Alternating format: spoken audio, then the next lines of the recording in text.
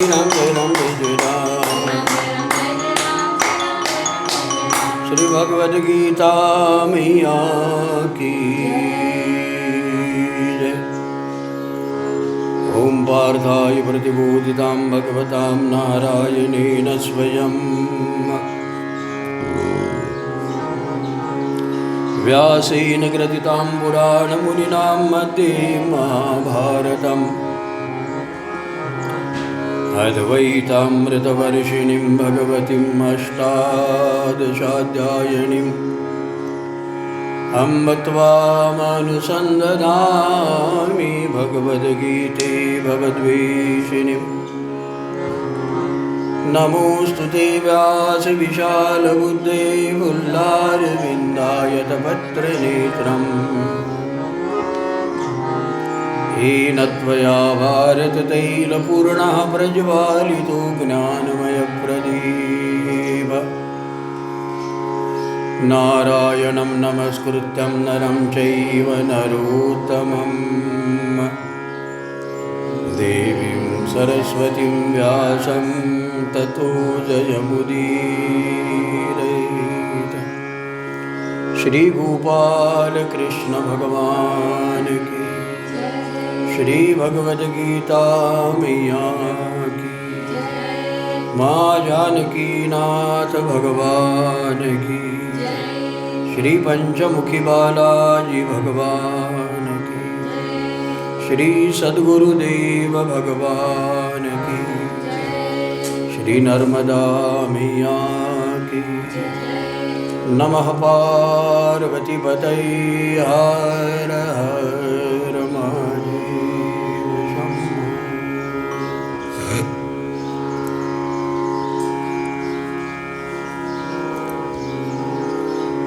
सहजं कर्म कौन्तेय सदोषम् अपि न त्यजेत। सर्वारम्भा हि दोषेण धूमेनाग्निरिवावृताः।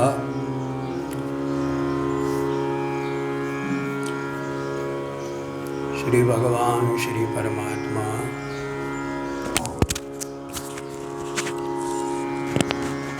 कहते हैं कि जो धर्मयुक्त शास्त्रोचित, जिसको विहित कर्म कहते हैं,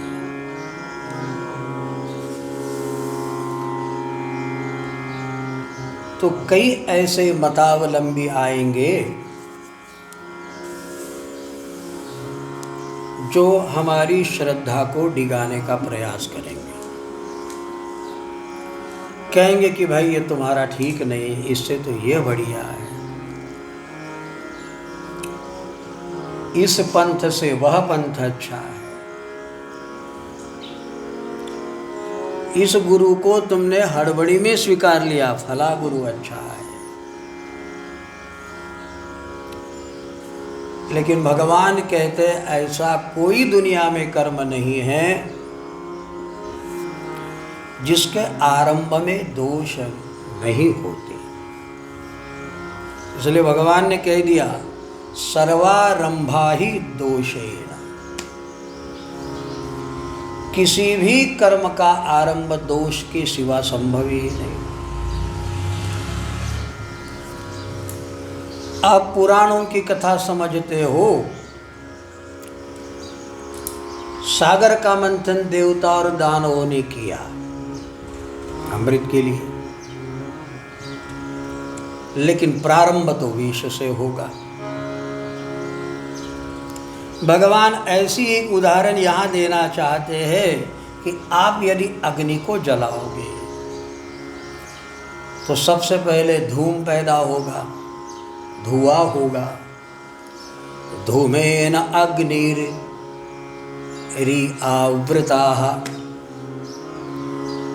जैसे धुएं के बिना अग्नि संभव ही नहीं है, ऐसे श्री भगवान कहते हैं कि ऐसा कोई कर्म नहीं कि जिसमें दोष नहीं होता है। जैसे खेती के लिए हल चलाओ तो जीव तो मरेंगे ना, रसोई बनाने के लिए अग्नि जलाओ, जीव तो मरने ही है, तृषा बुझाने के लिए जल पियो, तो जल ही H2O के फार्मूले से बनता है, और वो माने ऑक्सीजन। ऑक्सीजन अर्थात ही प्राण शक्ति, और प्राण का मतलब ही जीव होता है। आप हवा भी लेते हो ना, तो हम जीवों को ही पीते हैं, है ना। देखो हम बीमार पड़ गए तो ये वे भी जीव है,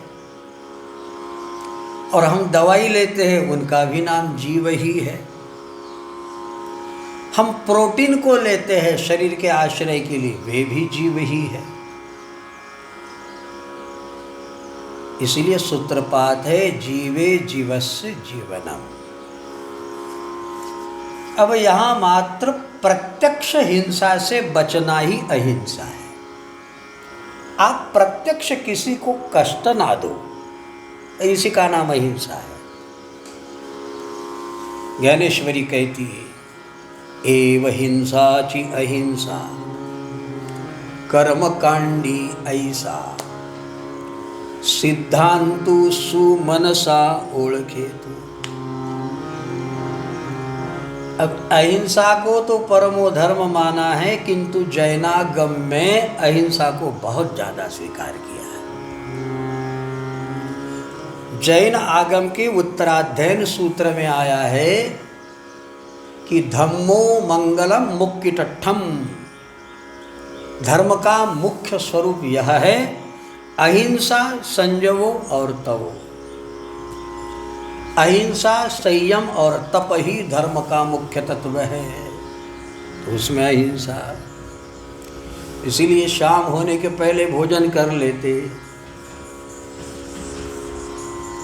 हमारे शब्द से भी किसी जीव को आघात न पहुंचे, इसलिए वो कपड़ा बांध देते। तो ये सब जो बातें हैं, तो ऐसी कई चीजें हैं। अब ये अहिंसा की सूक्ष्मता है। आप जितना पाल सको, हम किसी जीव को काया से, वाणी से, मन से भी किसी को कष्ट ना पहुंचाए। देखिए कि हमारे ऐसे व्यवहार से किसी को कष्ट तो नहीं हो रहा है ना। हमारे ऐसे वचन से किसी की आत्मा, अंतरात्मा, आत्माराम दुखी तो नहीं हो रहा। देखो प्रिय वाक्य प्रदानेन सर्वे तुष्यन्ति जन्तवः। प्रिय वाणी बोलो सब खुश हो जाते। बोलो ना प्रिय। हमारे पूज्य राजेश्वरानंद जी को देखिए कैसे प्रिय भाषी थे, मधुर भाषी थे, है ना। प्रिय बोलो, सत्यम ब्रियात प्रियम ब्रियात। और यदि सत्य प्रिय नहीं बोलते आता तो मनुस्मृति कहती है न ब्रियात सत्यम अप्रियम, मत बोलो। तो भगवान कहते हैं भले ही आपका दोषपूर्ण कर्म कोई कह दे, किंतु सारा आरंभ ही सर्वारंभा ही दोषेन। सबही का आरंभ दोष से ही होता है, कि जैसे अग्नि का प्रारंभ धूम से होता है। तो भगवान ने यहाँ श्लोक का प्रारंभ करते हुए कहा सहजं कर्म कौन्तेय सदोषम् अपि न त्यजेत्।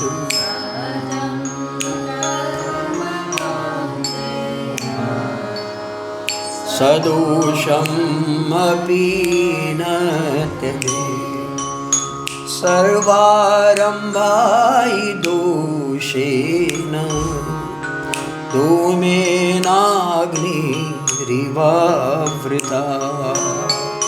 सर्वारम्भा हि दोषेण।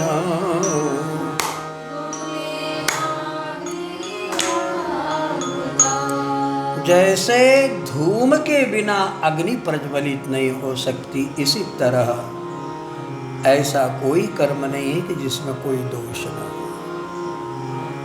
अतः कोई यदि हमें कहे कि तुम्हारा यह कर्म दोषपूर्ण है, आप घबराइए नहीं। तो बल्कि भगवान कहते सहजम कर्म। अब सहज कर्म किसे कहते? एक बालक करता है उसका नाम सहज कर्म है। ये मिसाल है। हम बालक को विज्ञ की परिभाषा में अबोध कह देते हैं, लेकिन बालक के जो कर्म होते बड़े सहज होते हैं, है ना। तो भगवान कहते हैं कि ये सहज कर्म हमारे गुरुदेव ने, हमारे महापुरुषों ने जो जो कर्म आपको बताए हैं, अब वे आपके लिए सहज कर्म हो गए। बात समझ में आई? जैसे बालक के समझ में जो आया वह उसका सहज कर्म हो गया, ऐसे ही आपके गुरु महाराज जी ने बताया कि तुम वैष्णव हो, तिलक के बिना रहना नहीं, तुलसी के माला के बिना, कंठी के बिना, क्षणार्धम परित्यागी, एक क्षण के लिए भी, अर्ध क्षण के लिए भी तुलसी का त्याग न करे, ऊर्ध्व पुंड लगाए रहे, एकादशी व्रत करे और निरंतर भगवान के श्री चरणों में पड़े हुए भगवान के ही लिए अपना जीवन संपादन करें। और जो जो आपके सन्मुख आए तो मानिए सब राम के नाते, सब ही के साथ व्यवहार ऐसा करो कि ये सब भगवान के ही परिवार के हैं। अब ये कहा, आप कहेंगे कि घर के बाहर निकलने के बाद ऐसा करना चाहिए। नहीं, पहले ट्रेनिंग घर में लेना पड़ेगा। क्या घर में ही आप सब में राम देख सकते हो? सिया राम मैं सब जग जानी, कर सकते हो? करहु प्रणाम जोरी। अब ये हो गया वैष्णवों के धर्म, सन्यासियों के धर्म है। जिसने अग्नि और क्रिया का त्याग किया हुआ, वृत्ति से उपराम वितराग हुआ, कंचन कामिनी और कीर्ति का त्याग किया हुआ सन्यासी, जिसने जीते जी ही 11वें भगवे वस्त्र को पहन लेना, यानी अग्नि स्वरूप हो जाना। अब हम अग्नि हो गए, अग्नि में हमारे सारे कर्म नष्ट हो गए। सन्यासी की तेरही भी नहीं होती। सन्यासी का और दो दैहिक कर्म करने की जरूरत नहीं, उसने पहले ही श्राद्ध कर्म कर लिया होता है। भौतिक भाव से जो पूर्ण रूप से उपराम होकर आत्मा में प्रतिष्ठित हो गया, ये सन्यासी का धर्म बहुत कठिन है। इसलिए कहते हैं कि भाई वैरागियों में एक कहावत है, जोक्स है कि सन्यासी मरे खाते और बैरागी मरे नहाते। बैरागी पेशाब को गया तो नहाएगा, कुछ इधर उधर से आया तो नहाएगा, भगवान को ऐसे वैसे हाथ नहीं लगाएगा, भगवान का भजन भी अंगन्यास करन्यास के द्वारा करता। तो ये सारे बंधन वैष्णव पालता है। लेकिन ये सारे बंधनों का नियमन वैष्णवों को, क्या नाम, सन्यासियों को नहीं है कि वे व्रत करे आदि नहीं। लेकिन पार्थिव शिवलिंग की उपासना सन्यासी भी करे, ऐसे शंकराचार्य कहते हैं। उनके लिए भी शंकराचार्य कहते हैं कि लिंग पूजा वह आत्मलिंग, उसमें वह रमन करे नित्य निरंतर। तो अब ये क्या हो गया? प्रत्येक के अपने सहज कर्म है। जैसे स्त्री का जो अपना कर्म है वह सहज कर्म है, उसकी जो अपनी ड्यूटी बनती होगी सहज कर्म है। पुरुष के, पति के, पत्नी के, पुत्र के, पिता के जो जो विहित कर्म हमारे शास्त्रकारों ने कहे हैं। बात समझ में आई? सहज कर्म का अर्थ तो जैसे बालक अपने सारे कर्म टेंशन लेकर नहीं करता, कि ये भी रह गया वह भी रह गया, करे तो क्या करे। ऐसी असमंजस वाली स्थिति छोटे बालक में नहीं होती।